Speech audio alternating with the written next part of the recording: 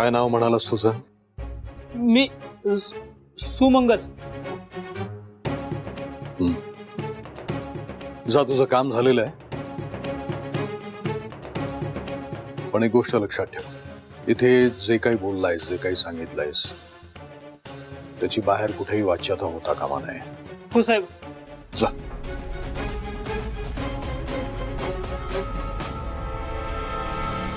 Dad dad तो तो तो खोटं बोलतोय डॅड. मम्मा मम्मा तो मुलगा खोटं बोलत होता. या स्वानंदीने त्याला पैसे देऊन आणलं होतं इथे. मम्मा हे सगळं खोटं आहे. मम्मा ऐका माझं प्लीज.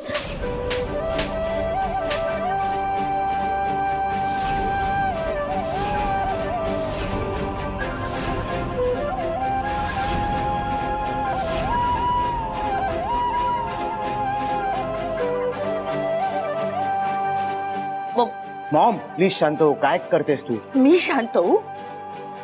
कशी शांत होऊ?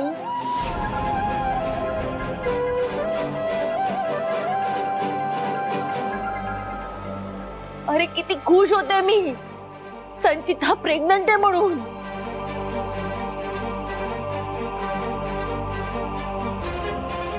तुझं बाळ जन्माला येणार म्हणून, मला कोणतरी आजी म्हणणार म्हणून किती स्वप्न बघितली होती मी. मला काय माहित माझा स्वप्नांचा बंगला ज्या जमिनीवर उभा राहिलाय ती जमीन जमीन नाहीये, चिखल आहे चिखल. आणि त्याच्यात माझा स्वप्नांचा बंगला रुतला आणि संपला.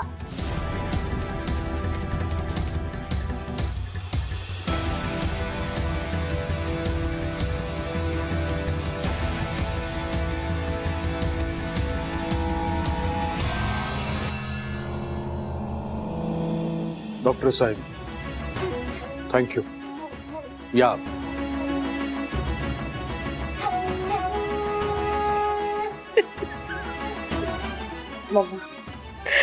संचिता मॅडम, हो तुम्ही काय वागल्या त्याची जाणीव तरी आहे का तुम्हाला? मातृत्व हे देवाने स्त्रीला दिलेलं एक वरदान आहे.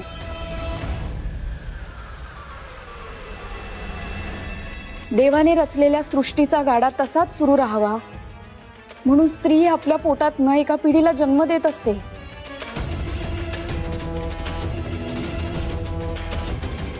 मातृत्व ही खूप मोठी जबाबदारी आहे.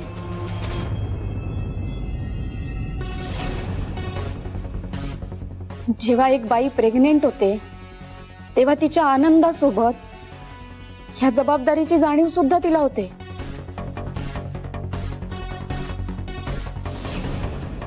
आणि जाणीव होते ती मातृत्वाच्या भावनेची, जी तिच्या शेवटच्या श्वासापर्यंत तिच्या सोबत असते.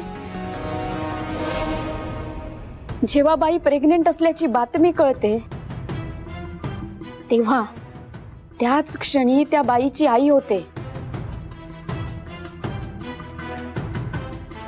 आणि म्हणतातच ना की स्त्री ही क्षणिक काळाची पत्नी असून ती अनंत काळाची माता असते.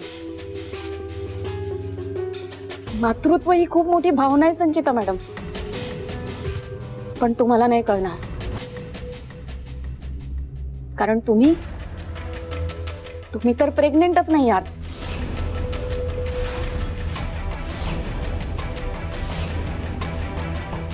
मला कळतंय, कारण माझ्या पोटात बाळ आहे.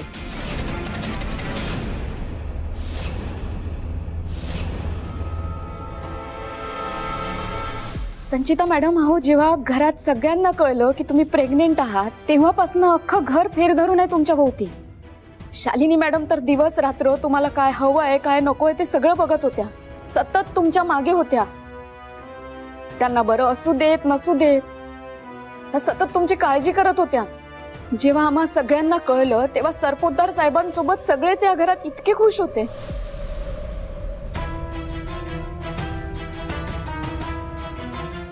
पण तुम्ही काय केलं? तुम्ही आम्हा सगळ्यांशी खोटं बोललात. आम्हा सगळ्यांची फसवणूक केलीत तुम्ही. हे असं खोटं बोलताना काहीच कसं काय नाही वाटलं तुम्हाला? गप्पा बस गा. हे सगळं ज्ञान आहे ना बाहेर जाऊन पाजळायचं, माझ्या समोर नाही.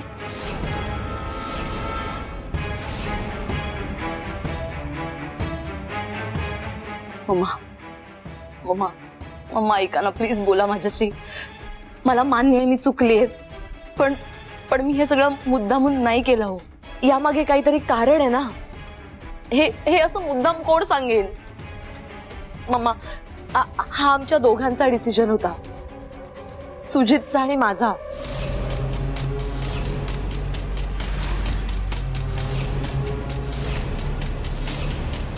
तुम्ही त्याला विचारा.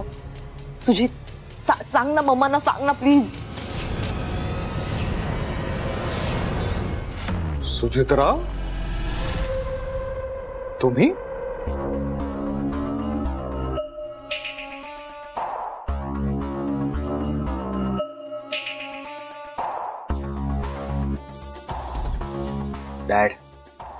डॅड मला पण आत्ताच कळतंय की संचिता प्रेग्नंट नाहीये.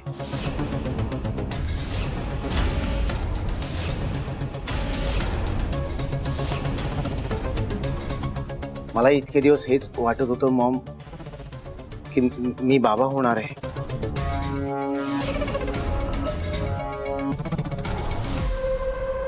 सुजित काय बोलतोयस तू? Please Sujit. Sanchita it's okay. चुकलीस ना तू? मग प्लीज ती चूक कबूल कर, मान्य कर सगळं.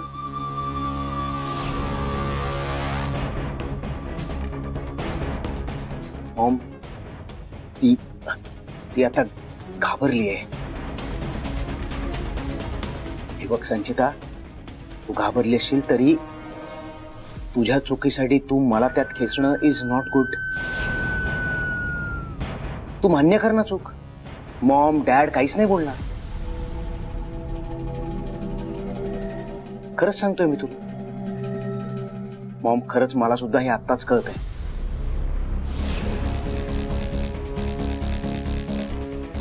आणि मी सुद्धा आता तेवढा चॉकटा जेवढे तुम्ही आहात. खरंच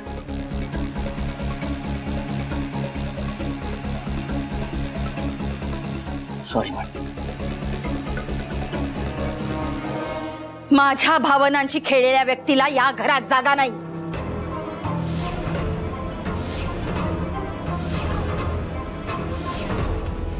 संचिता, तू आत्ताच्या आत्ता माझ्या घरात चालती हो.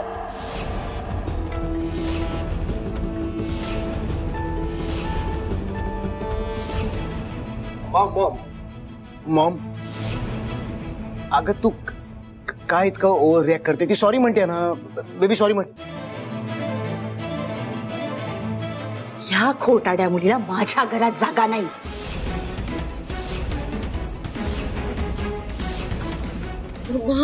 तोंड काळं कर आणि पुन्हा कधी माझ्या घरात पाऊल पण ठेवू नकोस. चल चल, तुम्ही यातनं लांब राहा. मम्मा ऐका ना मम्मा प्लीज. तू चल घरात बाहेर. मला काही ऐकायचं नाहीये. तू काय घरात बाहेर. मम्मा प्लीज माझं ऐका प्लीज. मम्मा असं काय करते प्लीज? ती कुठे जाणार आहे आता या वेळेला? असं नको वागू. संचिता तू घरात ये. सुजित, माझ्यासाठी हा विषय इथेच संपला. आणि तुला जर पुळका असेल, हिची काळजी वाटत असेल ना, तर तू पण बाहेर जा. मम्मा ऐकून घे ना. असं काय? मम्मा ऐका ना. संचिता. मम्मा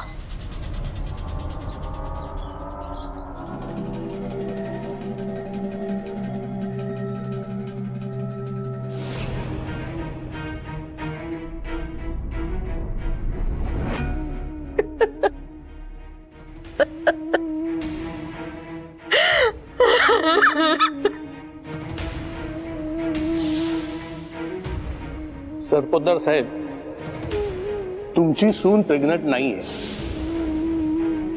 मॅडम, मला तुमच्याशी काहीतरी महत्वाचं बोलायचंय.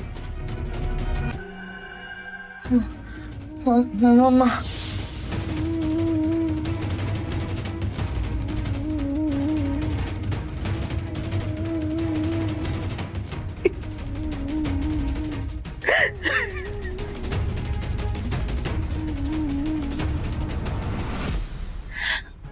सगळी स्वप्न सुरगळून टाकली संचिताने. मलाही वाटत होतं ना या घरात नातवंड यावं. त्याच्या बोबड्या मुलाने मला आजी आजी बोलेल, माझ्याकडे काहीतरी मागेल, मी त्याचे लाड करेन. असं काहीच होणार नाही आता. चिता माझ्याची खोट बोलली, माझ्या भावनाची खेळली.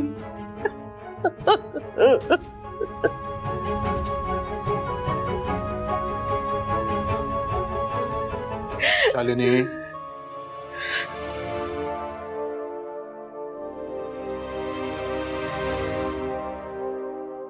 हे बघ शालिनी, हे बघा, तुम्ही मला काही समजवायला आला असलात तर मला काही ऐकायचं नाहीये.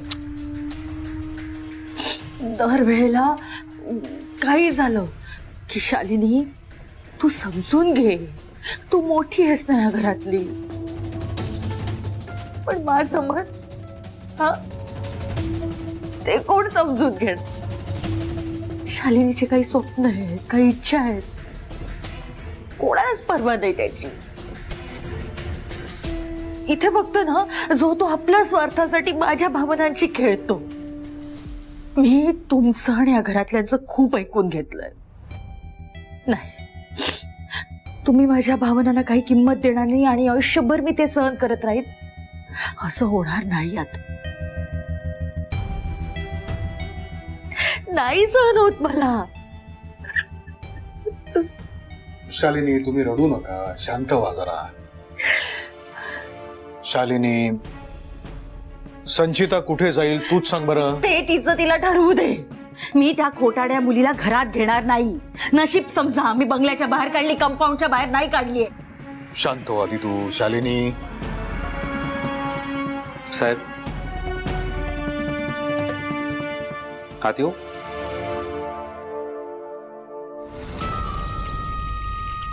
आज त्या नीच स्वानंदीमुळे मला माझ्याच घरातनं बाहेर हकललं. नाही सोडणार मी स्वानंदी तुला. आज तू जे केलंयस त्याचा असा बदला घेईन ना की आयुष्यभर लक्षात राहील तुझ्या.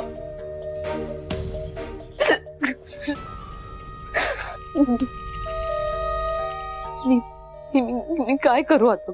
कुठे जाऊ? मम्मा नाही घेणार घरात मला.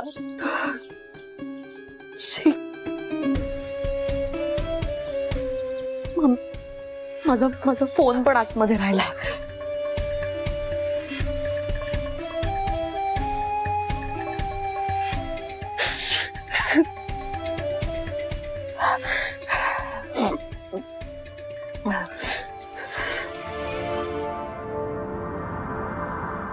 या.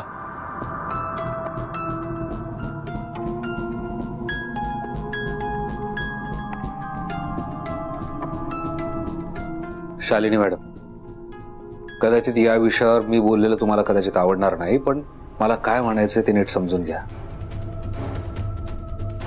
तुम्ही संचिताला असं घराबाहेर काढायला नको होतं. काहीही झालं तरी ती तुमची सून आहे. मुख्य म्हणजे ती खासदार सरपोतदारांच्या घरातली सून आहे. साहेब, या घरात काहीही घडलं तर त्या घडलेल्या गोष्टीसाठी मीडियावाले टपलेलेच असतात, तुम्हाला माहिती आहे. त्यांच्यासाठी ते खाद्य असतं. उद्या चालून पेपरमध्ये न्यूज आली की खासदार सरपोतदारांनी त्यांच्या सुनेला घराबाहेर काढलं, तर त्या गोष्टीचा काय इम्पॅक्ट पडेल हे मी वेगळं सांगायला नको साहेब तुम्हाला. शालिनी मॅडम, लोकांनी साहेबावर बोट उचललेलं आवडणार आहे का तुम्हाला? आणि तू म्हणतोयस ते बरोबर आहे.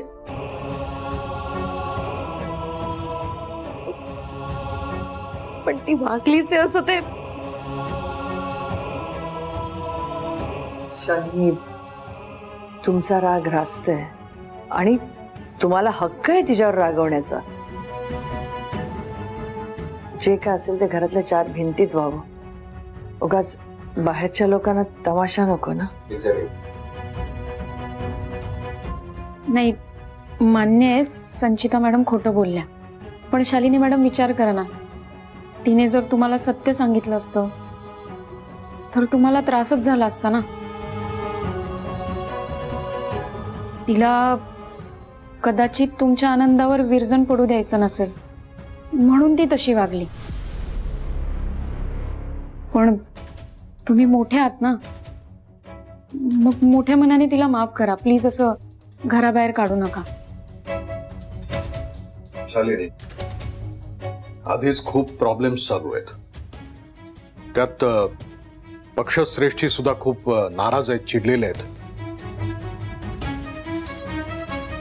समजा हे प्रकरण बाहेर आलं ना तर त्याचा केवढा मोठा बभरा होईल आणि ते मला महागात पडेल. हे बघ, जो काही निर्णय घ्यायचा ना तो शांतपणे घे.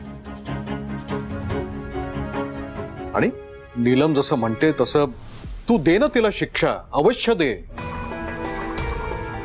पण जे काही करायचंय ते ह्या 4 भिंतींच्या आतमध्ये कर, प्लीज. ठीक आहे, तुम्हाला हवं ते करा,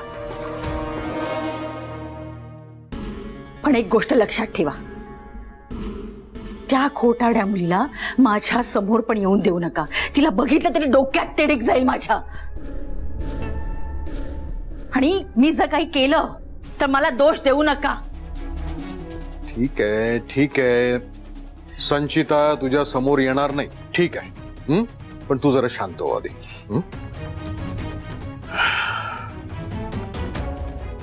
मणी,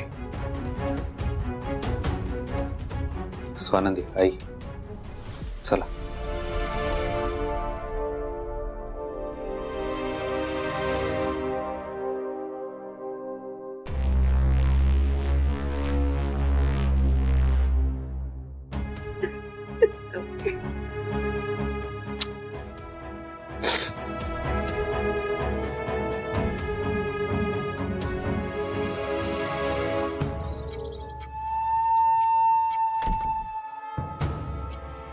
मम्मा,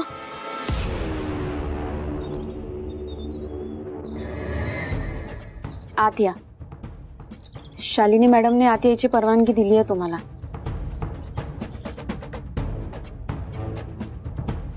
आता हे सगळं मला या स्वानंदीकडून ऐकावं लागतंय. मम्मा स्वतः का नाही आल्या?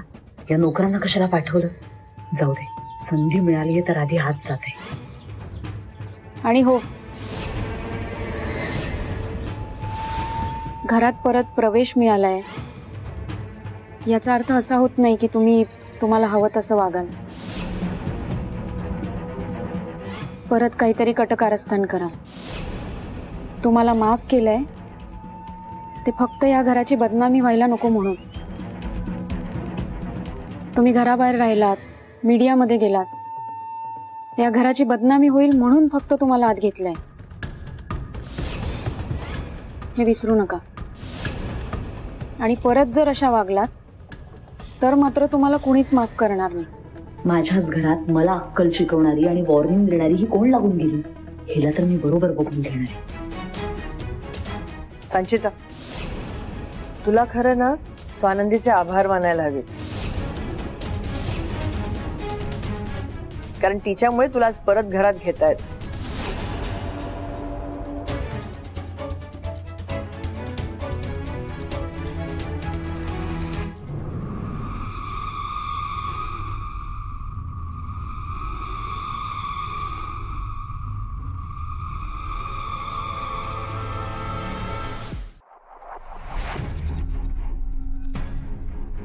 मॅडम, मणी सर, खरंच सॉरी. मी तुम्हाला न सांगता अशी घराबाहेर पडले त्यासाठी सॉरी. पण मला हे काय चाललंय हे सगळं जाणून घ्यायचं होतं. संचिता मॅडमवर मला संशय होता आणि ती सतत एन्व्हलप बद्दल बोलत होती. मला असं वाटलं तिच्याकडे जे एन्व्हलप आहे आणि मी जे एन्व्हलप शोधतीये त्याचा काहीतरी संबंध आहे, म्हणून मी त्याचा शोध घ्यायचं ठरवलं. सॉरी, माझं चुकलं. मी तुम्हा दोघांना सांगितलं असतं तर तुम्ही मला घराबाहेर जाऊ दिलं नसतं, म्हणून मी तुम्हाला न सांगता हे सगळं केलं. चुकलं माझं, सॉरी. पण बरंच झालं ना, तिचं खोटं सगळ्यांसमोर आलं. आणि हे सगळं करत असताना तुमच्या मनात एकदा आपल्या बाळाबद्दल विचार आला नाही ना? म्हणी सराव, काय बोलताय तुम्ही? माझ्या मनात बाळाबद्दल विचार नाही आला. अहो, असा एक क्षण जात नाही ज्यात मी बाळाचा विचार करत नाही. आणि काय म्हणायचंय तुम्हाला? संचिताचं खोटं सगळ्यांसमोर आणलं ही चूक झाली माझी. म्हणी सर अहो ती प्रेग्नेंट आहे हे जेव्हा सरपोतदार साहेबांना शालिनी मॅडमला कळलं तेव्हापासून तिच्याकडनं किती अपेक्षा होत्या माहिती आहे ना तुम्हाला. आणि ती काय करत होती? ती सगळ्यांना फसवत होती, सगळ्यांशी खोटं बोलत होती. तिची प्रेग्नेन्सी खोटी आहे हे कळल्यानंतर मी काय करायला हवं होतं? मी गप्प बसायला हवं होतं. अरे पण तुम्ही हे जे काही केलंय ना त्याचं आयुष्यभर राग ठेवेल ती मनात. तुम्हाला बाळाला परत काही ना काही त्रास दे.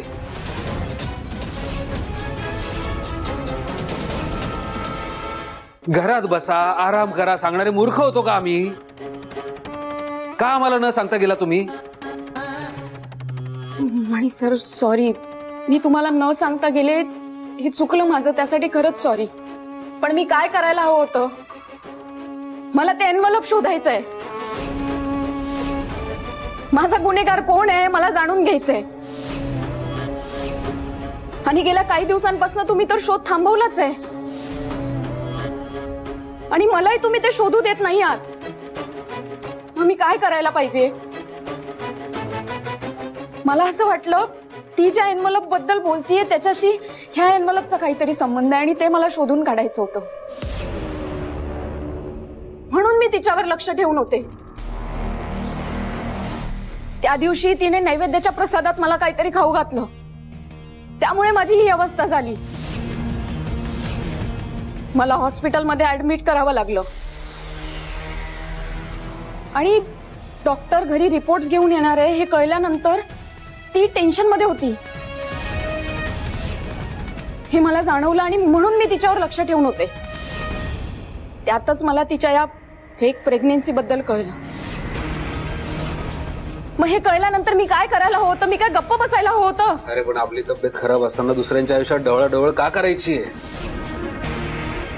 मरू दे ना, त्यांच्या आयुष्यात जे व्हायचं ते होईल. आणि एवढं हजारदा सांगून सुद्धा तुम्हाला आमचं म्हणणं पटतच नसेल तर मग आमचा काय उपयोग आहे? बरोबर ना? मणी सर अहो ऐका माझं.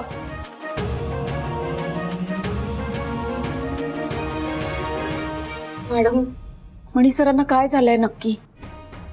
ते का वागतायत माझ्याशी असं? हल्ली सारखी चिडचिड करत असतात माझ्यावर. याआधी जर मी असं काही केलं असतं ना तर त्यांनी कौतुक केलं असतं माझं. मला काही कळतच नाहीये ते माझ्याशी असं का वागतायत. मी बोलते त्याच्याशी. पण ते असं का वागतायत? हल्ली सतत चिडचिड करत असतात. माझं काही ऐकून सुद्धा घेत नाही. मॅडम मला खरं खरं सांगा, तुम्ही आणि मणी सर माझ्यापासून काहीतरी लपवताय का?